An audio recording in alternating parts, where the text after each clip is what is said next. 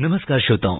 सुप्रसिद्ध क्रिकेटर विराट कोहली का कहना है, जो भी आप करना चाहते हो उसे पूरी शिद्दत से करना चाहिए। आपको इसके लिए पूरी कोशिश और मेहनत करनी चाहिए। अपने लक्ष्य को पाने के लिए आपका ध्यान सिर्फ अपने टारगेट पर होना चाहिए। जी हाँ श्रोताओं, खेल और खिलाड़ियों की इन्हीं सब बातों और तमाम खेल खबरों को हम लेकर आते हैं रोज शाम 7:20 पर आपके अपने कार्यक्रम स्पोर्ट्स कैन में। तमाम खेल खबरों का विश्लेषण और उन पर चर्चा करने के लिए हमारे साथ होते हैं स्पोर्ट्स एक्सपर्ट्स। आज के स्पोर्ट्स कैन के इस एडिशन के साथ मैं हूं आपका होस्ट और दोस्त सिद्धार्थ सिंह, और तमाम खेल खबरों पर विस्तार से चर्चा करने के लिए हमारे साथ स्टूडियो में मौजूद हैं वरिष्ठ खेल पत्रकार गौस मोहम्मद। गौस, स्पोर्ट्स कैन कार्यक्रम में आपका स्वागत है। नमस्कार, शुक्रिया। सबसे पहले नजर डालते हैं अब तक की स्पोर्ट्स हेडलाइंस पर।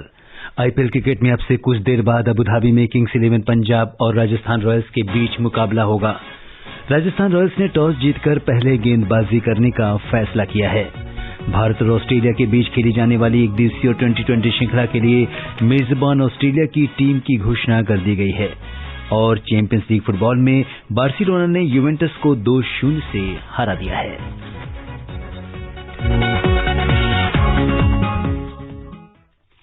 और सबसे पहले बात करते हैं आईपीएल की।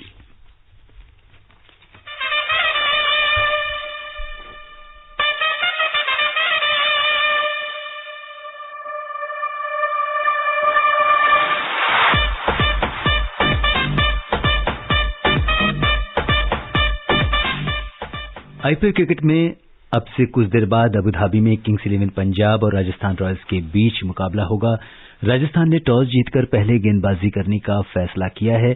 12 मैचों में 6 जीत के साथ पंजाब के 12 अंक हैं और वो अंक तालिका में चौथे स्थान पर है।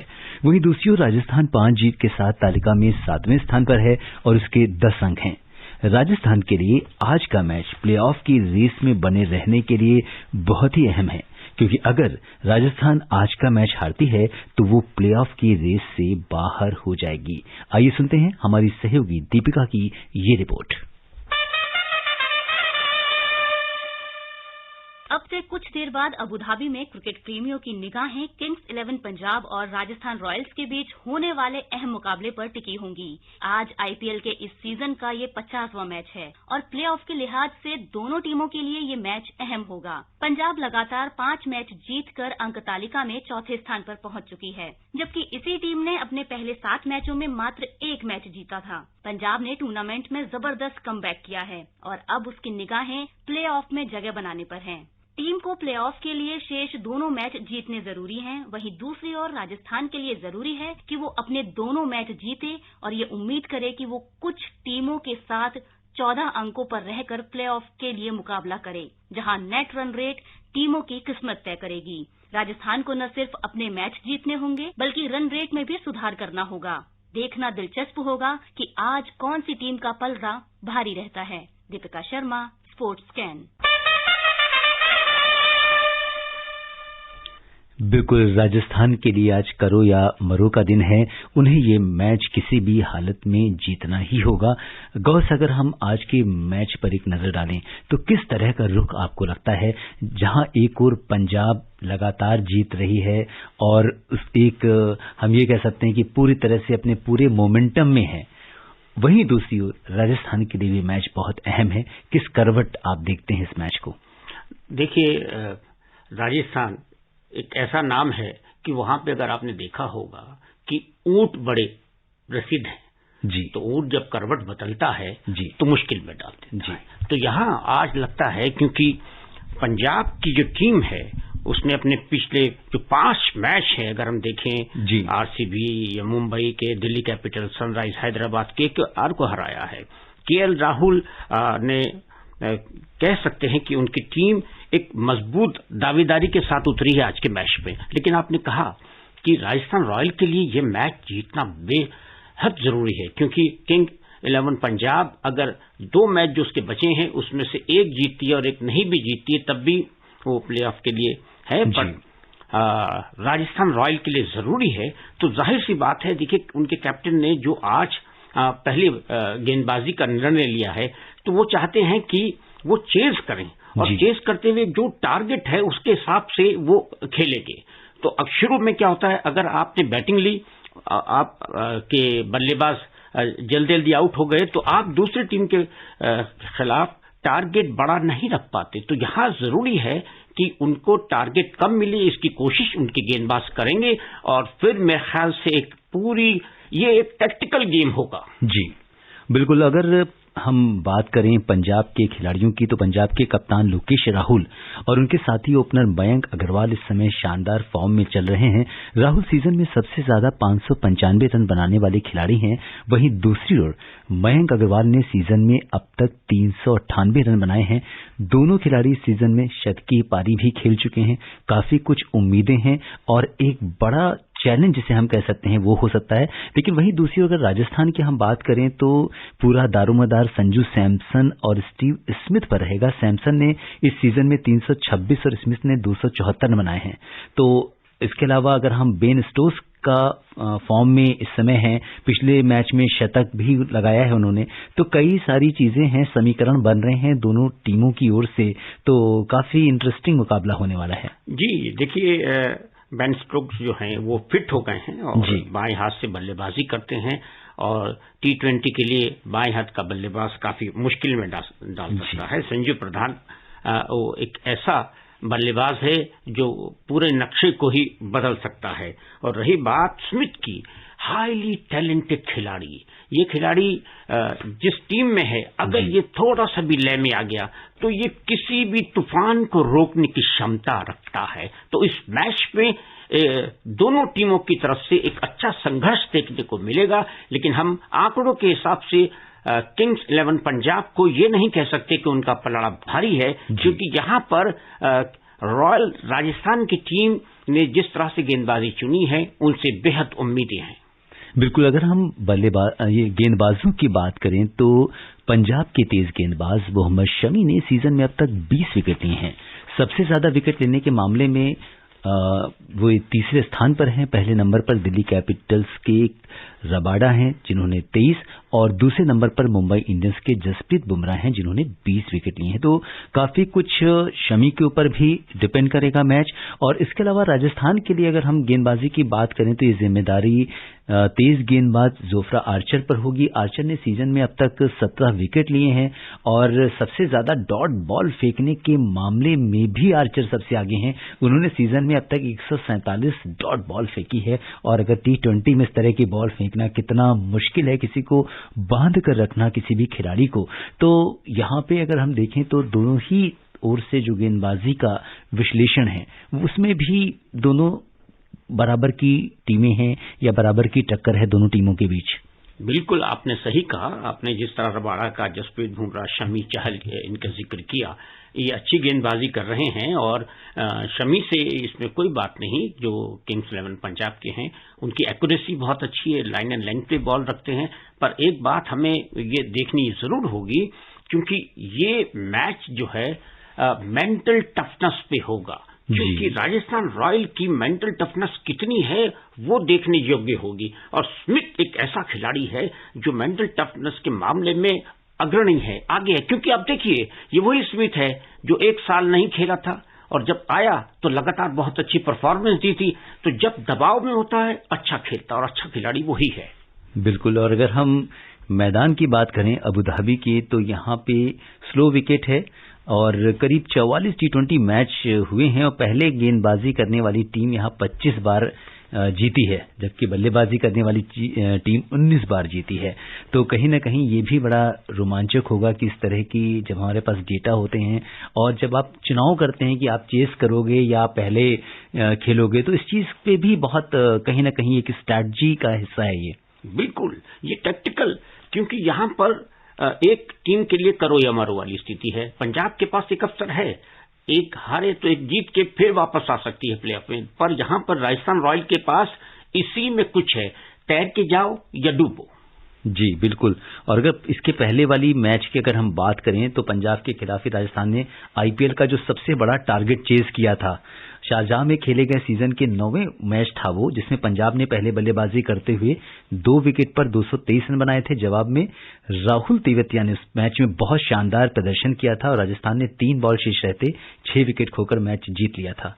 ये एक बड़ी भयंकर जीत थी। और कुछ इसी तरह के जो आंकड़े जो हैं थोड़ा सा विचलित करते हैं फैंस को, जो किंग्स 11 पंजाब के फैंस हैं, और क्योंकि ये दोनों टीमें प्रेशर में खेलने की आदी हैं।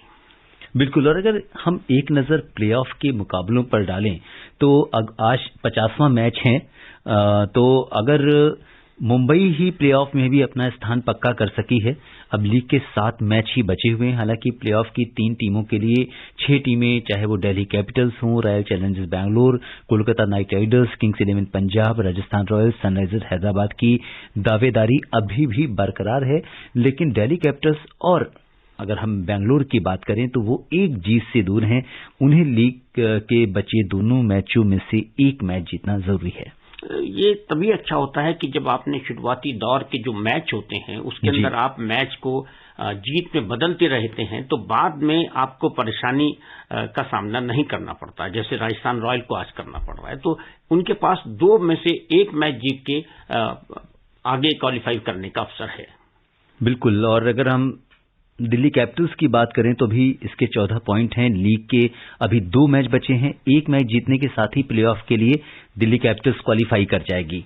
दिल्ली का एक मुकाबला शनिवार को मुंबई इंडियंस के साथ है, जबकि दूसरा मैच सोमवार को रॉयल चैलेंजर्स बेंगलुरु के साथ है। तो हम ये कह सकते हैं कि दिल्ली अगर दोनों मैच हार जाती है तो उसे पंजाब और केकेआर के प्रदर्शन पर निर्भर रहना होगा। लेकिन दिल्ली जिस तरह से जबरदस्त फॉर्म में चल रही है, युवा खिलाड़ियों की टीम है, तो उम्मीद है कि बेहतर प्रदर्शन करेगी आगे के मैचेस में। हाँ, उम्मीद तो करनी चाहिए, पर कभी कभी वो अपनी लय से भटक जाते हैं, और ये खास मौके पे अगर भटक गए तो आपने कितना भी अच्छा कर लिया, आप 14 अंक के साथ हैं, कहीं ऐसा ना हो मुश्किल हो जाए। इसलिए बहुत ही सहजता से और पूरी प्लानिंग से खेलना होगा। जी।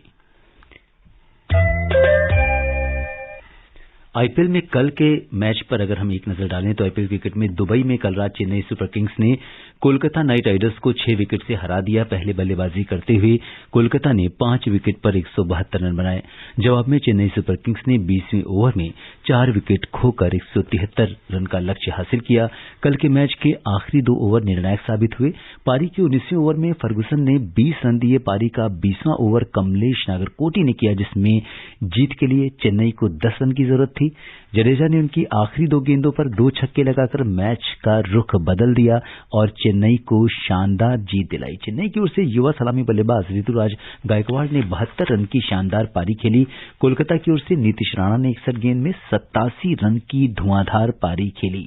तो इस तरह से चेन्नई की सीजन में ये 5वीं जीत है। वहीं दूसरी ओर इस हार के साथ कोलकाता की प्लेऑफ की राह मुश्किल हो गई, क्योंकि उसके 13 मैचों में अभी 12 अंक हैं। कोलकाता को अब अपना मैच जीतने के साथ बाकी टीमों के नतीजों पर भी निर्भर करना होगा। तो जिस तरह से कल चेन्नई सुपर किंग्स ने, हालांकि वो बाहर हो चुकी है प्लेऑफ की रेस से, लेकिन प्रदर्शन काफी शानदार रहा। जी, हमें उसमें से एक खोज हुई है, वो है गायकवाड़ जी। और गायकवाड़ ने जो कि अपनी बल्लेबाजी ऐसा दिखाया है कि इस वक्त चाहे विराट कोहली हो या सेलेक्टर्स हो या क्रिकेट फैंस हो, वो गायकवाड़ की तरफ उनका झुकाव हो गया है, क्योंकि उन्होंने जिस तरह से कल इनिंग खेली है, उन्होंने 72 रन बनाए हैं 53 गेंदों में, तो वो काबिले तारीफ है। और ये गायकवाड़ पुणे से रखते हैं। 2016-17 में इन्होंने शुरुआत की थी T20 से, और इन्होंने इसके अलावा श्रीलंका के खिलाफ भी इंडिया बी स्क्वाड की तरफ से खेलते हुए 167 रन बनाए हुए हैं,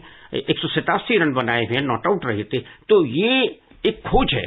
तो हमें ये कह सकते हैं कि आईपीएल से हमें कुछ युवा और बड़े ठोस खिलाड़ी मिल रहे हैं जिनमें डेप्थ है। जी।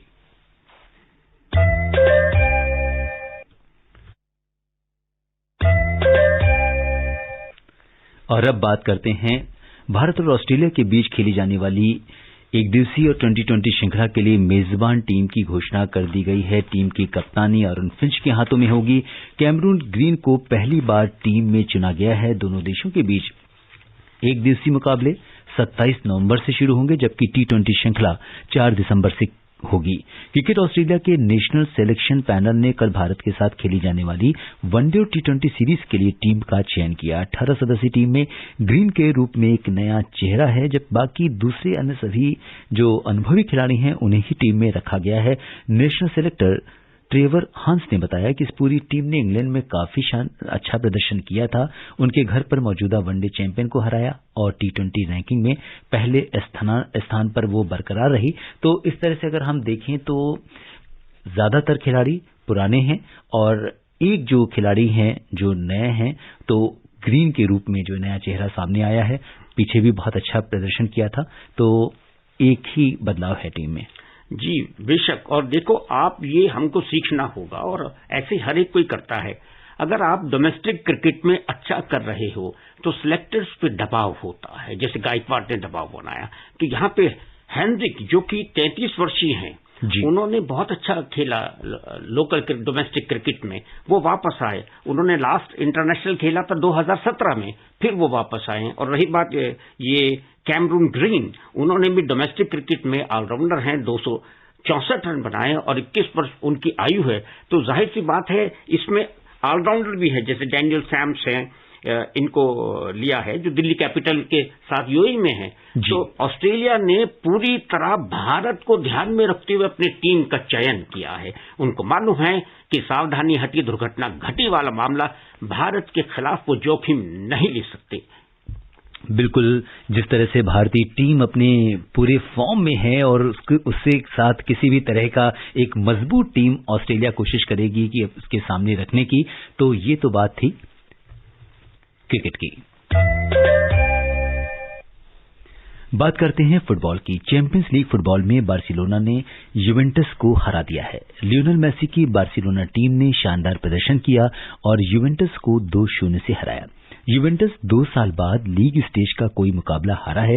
इससे पहले 2018 में उसे मैनचेस्टर यूनाइटेड से 2-1 से हार मिली थी और एक अन्य मुकाबले में इंग्लिश क्लब यूनाइटेड ने जर्मन क्लब आरबी लिप्जिग को 5-0 से मात दी। वहीं दूसरी ओर पीएसजी, बोरुसिया डॉर्टमुंड और चेल्सी ने भी अपने अपने मुकाबले जीत लिए। तो इस समय सबसे बड़ी लीग की अगर हम बात करें, चैंपियंस लीग चल रही है और इसकी जो ताजा अपडेट्स हैं वो हम अपने श्रोताओं को दे रहे हैं।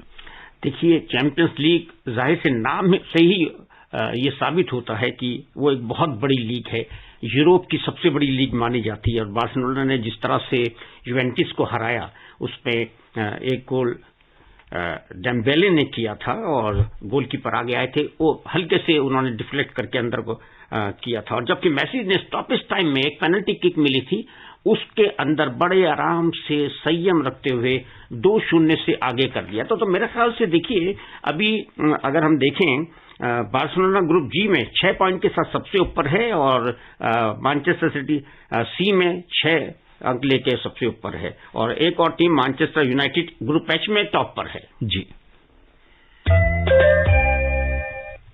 और अब बात करते हैं टेनिस की। वीना ओपन टेनिस टूर्नामेंट में विश्व नंबर 1 टेनिस खिलाड़ी नोवाक जोकोविच बोर्ना कोरिक को 7-6, 6-3 से हराकर उन्होंने क्वार्टर फाइनल में अपनी जगह पक्की कर ली है और अब क्वार्टर फाइनल मुकाबले भी अभी चल रहे हैं। उम्मीद है सर्बिया के जोकोविच एक और खिताबी जीत दर्ज करने के साथ ही साल का अंत नंबर 1 रैंकिंग पर रहते हुए कर सकते हैं। देखिए, इसमें कोई शक नहीं, जोकोविच एक बेहतरीन खिलाड़ी हैं और जिस तरह उन्होंने मैच मुकाबला जीता भी 7-6, 6-3 से, एक तरह से एक तरफा ही रहा। और उनका मुकाबला जो है वो इटली के सोनिगो से होगा। इसके फिलहाल जो मुकाबला खेल रहे हैं उसमें एंडरसन और डैनियल मेदवेदेव जो कि रूस के हैं, उनके बीच मुकाबला हो रहा है। एंडरसन साउथ अफ्रीका के हैं। इसमें नेक टू नेक फाइट चल रही है। इसके बाद एक और क्वार्टर फाइनल होगा। बिल्कुल, तो क्वार्टर फाइनल के नतीजे हम अपने श्रोताओं को बताएंगे और लेकिन समय हमें अब अनुमति नहीं दे रहा है कि हम कुछ और खेल खबरों पर चर्चा करें। गौर साहब हमारे स्टूडियो में आए और तमाम खेल खबरों पर आपने चर्चा की और विशेषज्ञ राय साझा की। आपका बहुत बहुत धन्यवाद। आपका भी सबको नमस्कार। श्रोताओं, स्पोर्ट्स कैन में आज के लिए बस इतना ही। अगर आप इस कार्यक्रम को दोबारा सुनना चाहते हैं तो लॉग ऑन कर सकते हैं हमारी वेबसाइट newsonair.com पर। कल शाम 7:20 पर दोबारा मुलाकात के वायदे के साथ इजाजत दीजिए अपने होस्ट और दोस्त सिद्धार्थ सिंह को। तब तक के लिए नमस्कार।